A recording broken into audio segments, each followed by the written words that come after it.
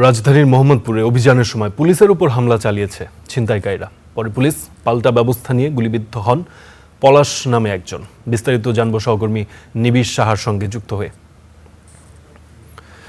নিবিড়, ধানমন্ডি মডেল থানায় আপনি অবস্থান করছেন, এই বিষয়টি নিয়ে একটু বিস্তারিত জানতে চাই। ছিনতাইকারীদের পাল্টা হামলার শিকার হয়েছে পুলিশ, এবং এই পর্যন্ত কাদের বিরুদ্ধে ব্যবস্থা নেওয়া গেল?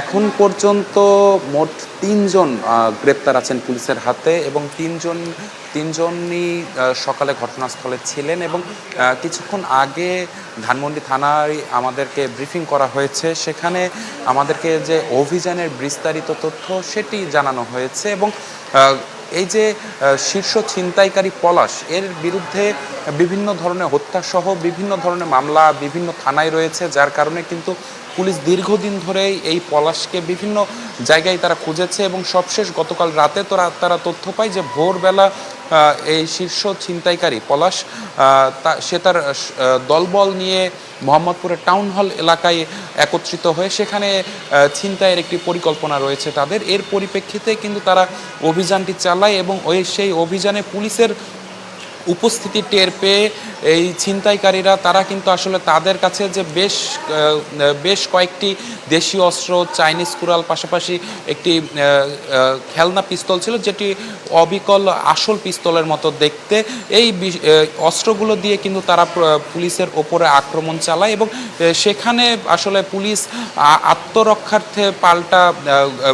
আত্মরক্ষার্থে গুলি চালাতে বাধ্য হয়। এবং পুলিশের পক্ষ থেকে 4 রাউন্ড পিস্তল থেকে 4 রাউন্ড গুলি ফায়ার করা হয়, এবং সেখানে একটি গুলি পলাশের পায়ের একটি আঙুলে লাগে, এবং সেখান থেকে তাকে সহ আরও 2 জনকে গ্রেপ্তার করা হয়। এবং তাকে গ্রেপ্তার করে নিয়ে যাওয়া হয়েছে। সে এখন ঢাকা মেডিকেল কলেজ হাসপাতালে ভর্তি, সেখানে সে চিকিৎসাধীন রয়েছে। তো পুলিশের পক্ষ থেকে আমাদেরকে যেমনটি জানানো হয়েছে যে এই পলাশের বিরুদ্ধে বিভিন্ন থানায় হত্যাসহ একাধিক ছিনতাই মামলা রয়েছে। পাশাপাশি তারা ধারণা করছেন যে গেল কয়েক মাসে ধানমন্ডি সহ আশপাশের বেশ কয়েকটি এলাকায় যে ছিনতাইয়ের ঘটনাগুলো ঘটেছে, সেই ছিনতাইয়ের ঘটনাগুলোতেও কিন্তু পলাশ প্রত্যক্ষ এবং পরোক্ষভাবে পলাশ কিংবা তার দলবল জড়িত, এমন ধারণা কিন্তু পুলিশ করছে।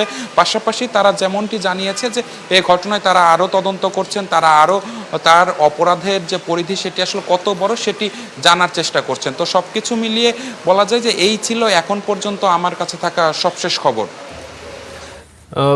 নিবিড়, বেশ শঙ্কার একটি খবর। আসলে পুলিশও যদি আসলে হামলার শিকার হয় ছিনতাইকারীর, আসলে সাধারণ মানুষ তো সেই আতঙ্কে রয়েছেই। এখন প্রশাসনের উপরেও যদি হামলা হয়, সেটি আসলে চিন্তারই বিষয়। আপনাকে ধন্যবাদ নিবিড়।